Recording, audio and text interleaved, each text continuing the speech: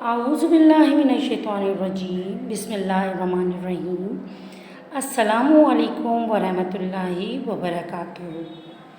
پیارے بچوں، آج کا ٹاپک شروع کرنے سے پہلے ہم علم اضافے کی دعا پڑھیں گے۔ علم اضافے کی دعا ہے ربی زدنی علما، اے میرے رب میرے علم میں اضافہ عطا فرما۔ آج جس ٹاپک پہ ہم بات کریں گے سبق نمبر 1 فتح مکہ، پیج نمبر 29۔ پیارے بچوں، اس سبق کو پڑھانے کا مقصد یہ ہے کہ آپ کو یہ بتایا جائے کہ فتح مکہ کیا تھا اور اس کا پس منظر کیا تھا اور اس میں کیا واقعات رونما ہوئے تھے، اور سب سے بڑی بات کہ اللہ تعالیٰ کی صفت معاف کر دینا کتنا اہم ہے۔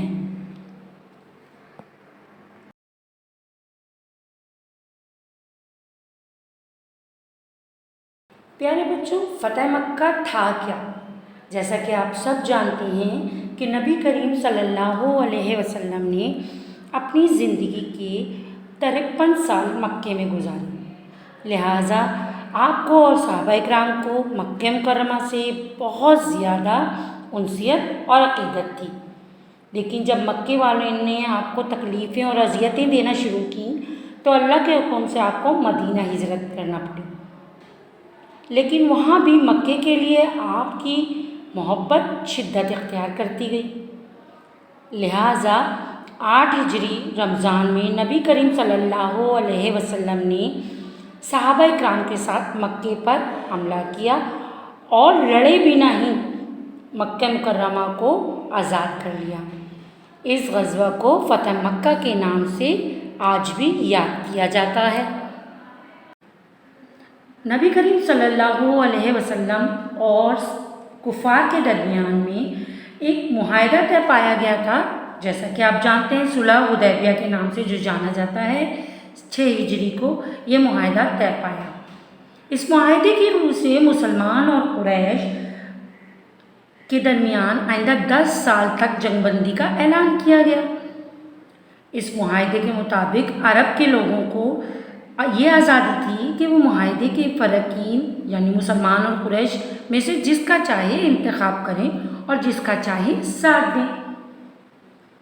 لہٰذا عرب کے 2 مشہور قبیلے بنو بکر اور بنو قزا، بنو بکر سب سے طاقتور قبیلہ تھا اور عمرہ کا طبقہ اس میں شامل تھا، لہٰذا اپنی طاقت کے زوم میں وہ بنو قریظہ کو اکثر نقصان پہنچاتا رہتا تھا۔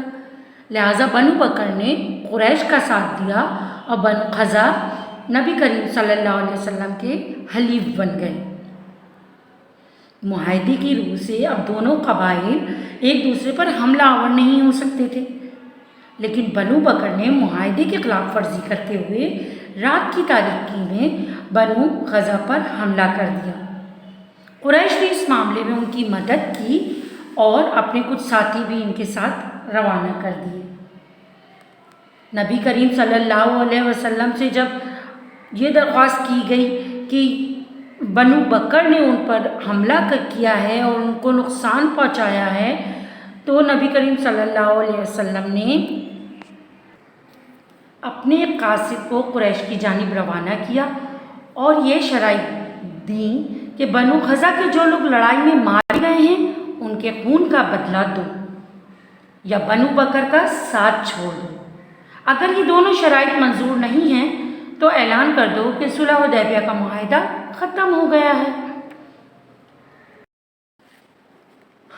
قریش کے پاس نبی کریم صلی اللہ علیہ وسلم کا جب نمائندہ پہنچا تو انہوں نے غرور و تکبر میں تیسری شرط منظور کر لی، لیکن جلد ہی انہیں اپنی اس غلطی کا احساس ہو گیا اور انہوں نے ابو سفیان کو تجدید صلح کے لیے بھیجا۔ نبی کریم صلی اللہ علیہ وسلم سے ابو سفیان نے صلح کی درخواست کی، نبی کریم صلی اللہ علیہ وسلم نے کوئی جواب نہیں دیا۔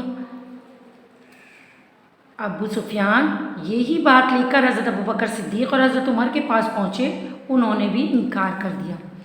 لہٰذا جب وہ حضرت علی کے پاس گیا تو حضرت علی نے فرمایا، ابو سفیان تجھ پر افسوس، رسول اللہ صلی اللہ علیہ وسلم نے جس بات کا عزم کر لیا ہے ہم اس کے بارے میں آپ سے کوئی بات نہیں کر سکتے۔ ابو سفیان ہر طرف سے نا امید ہو گئے اور حضرت علی نے ان سے یہ کہا کہ تم قریش کے قبیلے بنو کنایا کے سردار ہو، خود ہی اپنے لوگوں کے درمیان امان کا اعلان کر دو اور واپس اپنے وطن لوٹ جاؤ۔ لہٰذا ابو سفیان نے یہی کیا اور واپس آ کر تمام لوگوں کو یہ قصہ سنایا۔ سب لوگ پریشان ہو گئے کہ نہ یہ صلح ہے نہ جنگ۔ لہٰذا جب صلح حدیبیہ کا معاہدہ ٹوٹ گیا تو نبی کریم صلی اللہ علیہ وسلم نے نہایت رازداری سے کفار مکہ سے جنگ کی تیاری شروع کی اور 10 رمضان المبارک 8 ہجری کو مکے کی طرف روانہ ہوئے اور مکے سے چند میل کے فاصلے پر رک گئے۔ اللہ تعالیٰ نے قریش پر ساری خبروں کی رسائی روک دی تھی اور وہ تمام حالات سے لا علم تھے۔ لہٰذا جب ان کو ان حالات کی خبر ہوئی تو ابو سفیان، حکیم بن حزام اور بدیل بن ورقہ مکے سے نکلے اور انہیں راستے میں حضرت عباس رضی اللہ تعالیٰ عنہ مل گئے۔ حضرت عباس نے کہا کہ مسلمانوں کا لشکر آن پہنچا ہے، اب قریش کی خیر نہیں۔ ابو سفیان گھبرا گئے۔ حضرت عباس نے ان کو پناہ دی، لیکن راستے میں جب حضرت عمر فاروق رضی اللہ تعالیٰ عنہ نے یہ دیکھا تو وہ نبی کریم کی طرف دوڑے اور ان کی خدمت میں پیش ہوئے۔ حضرت عمر فاروق رضی اللہ تعالیٰ نے عرض کیا، یا رسول اللہ، مجھے اجازت دیجیے میں اس ابو سفیان کی گردن اڑا دوں۔ لیکن حضرت عباس جو کہ نبی کریم صلی اللہ علیہ وسلم کے چچا بھی تھے، انہوں نے فرمایا، یا رسول اللہ، میں نے ابو سفیان کو پناہ دی ہے۔ نبی کریم صلی اللہ علیہ وسلم حضرت عباس رضی اللہ تعالیٰ عنہ سے فرمایا، ابو سفیان کو صبح میرے پاس لانا۔ اگلے دن دونوں صحابہ نبی کریم کی خدمت میں شامل ہوئے۔ نبی کریم صلی اللہ علیہ وسلم نے ابو سفیان کو کہا، تم پر افسوس، کیا اب بھی تمہارے لیے وقت نہیں آیا کہ تم جان سکو کہ اللہ کے سوا کوئی معبود نہیں اور میں اللہ کا رسول ہوں؟ حضرت عباس رضی اللہ تعالیٰ نے فرمایا، ابو سفیان اس سے پہلے کہ مسلمان تمہاری گردن اڑا دے اسلام قبول کر لو۔ اس پر ابو سفیان نے اسلام قبول کر لیا۔ حضرت عباس رضی اللہ تعالیٰ نے کہا، آپ انہیں کوئی اعزاز عطا فرمائیں۔ نبی کریم صلی اللہ علیہ وسلم نے فرمایا، جو ابو سفیان کے گھر میں داخل ہو جائے گا اسے امان دی جائے گی، اور جو اپنا دروازہ اندر سے بند کر لے گا اسے بھی امان دی جائے گی، اور مسجد حرام میں جو داخل ہوگا اس کے لیے بھی امان ہے۔ لہٰذا اس کے بعد نبی کریم صلی اللہ علیہ وسلم حضرت عباس رضی اللہ تعالیٰ عنہ سے فرمایا کہ ابو سفیان کو پہاڑ کی چوٹی پر لے جا کر کھڑا کرو تاکہ یہ اللہ تعالیٰ کے لشکر کا نظارہ اپنی آنکھوں سے کر لیں۔ اسلامی لشکر کی شان و شوکت دیکھنے کے بعد ابو سفیان دوڑتے ہوئے مکہ پہنچا اور بلند آواز سے کہا، قریش کے لوگوں، محمد صلی اللہ علیہ وسلم اپنے بڑے لشکر کے ساتھ مکے پہنچنے والے ہیں، جس کا مقابلہ کرنے کی تم میں طاقت نہیں۔ ابو سفیان نے اہل مکہ کو نبی کریم صلی اللہ علیہ وسلم کی طرف سے امان کا پیغام بھی دیا۔ لہٰذا اسلامی لشکر جنگ کیے بغیر ہی شان و شوکت سے مکے میں داخل ہو گیا۔ آپ صلی اللہ علیہ وسلم نے اپنے ساتھیوں کے ہمراہ مسجد حرام تشریف لے گئے، حجر اسود کو بوسہ دیا اور بیت اللہ کا طواف کیا۔ پیارے بچوں، کیا آپ جانتے ہیں کہ خانہ کعبہ کے اندر نبی کریم صلی اللہ علیہ وسلم کے ساتھ حضرت اسامہ اور حضرت بلال رضی اللہ تعالیٰ عنہ نے بھی نماز ادا کی؟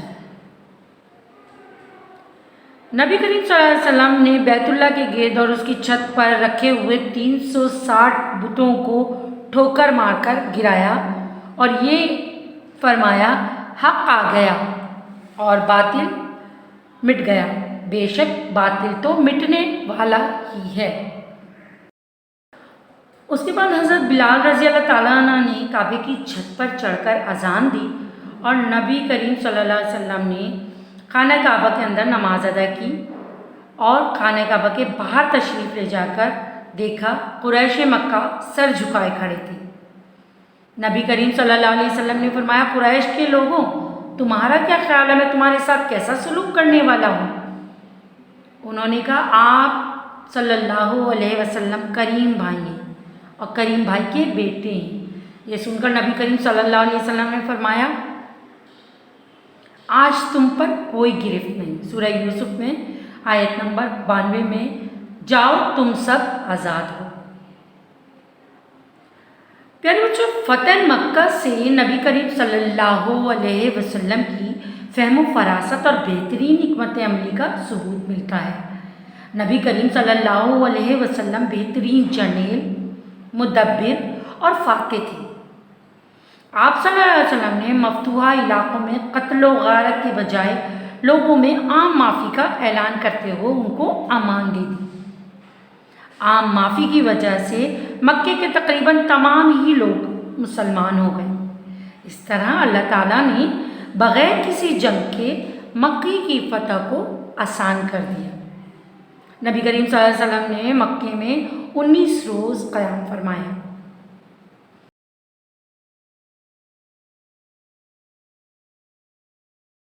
فتح مکہ کے بہت دور رس نتائج ہوئے۔ اس کے بعد کفار کی تمام قوتیں ٹوٹ گئیں اور دشمنوں کے تمام منصوبے ناکام ہو گئے اور اسلام کا جھنڈا بلند ہو گیا۔ فتح مکہ کے لوگ کے بعد ارد گرد کے لوگوں میں بھی اسلام کی دعوت عام کی گئی اور بہت سے دلوں کو مسخر کر لیا گیا۔ مکہ مکرمہ اب کفار کی دسترس سے نکل کے مسلمانوں کی دسترس میں آ گیا اور تمام ہی اہل عرب نے جان لیا کہ اسلام ہی ایک سچا اور اللہ تعالیٰ کا دین ہے۔ مومنوں کو باوقار مقام دینے کا اللہ کا وعدہ پورا ہو گیا۔ جزیرۃ العرب میں مسلمان سب سے بڑی قوت بن کر ابھرے اور فتح مکہ کے ساتھ ہی نبی کریم صلی اللہ علیہ وسلم کی یہ امید بڑھائی کہ قریش بھی اسلام قبول کر لیں گے۔ امید ہے آپ کو یہ سبق سمجھ آیا ہوگا۔ ایک بار اس کو خود بھی پڑھنے کی کوشش کیجیے۔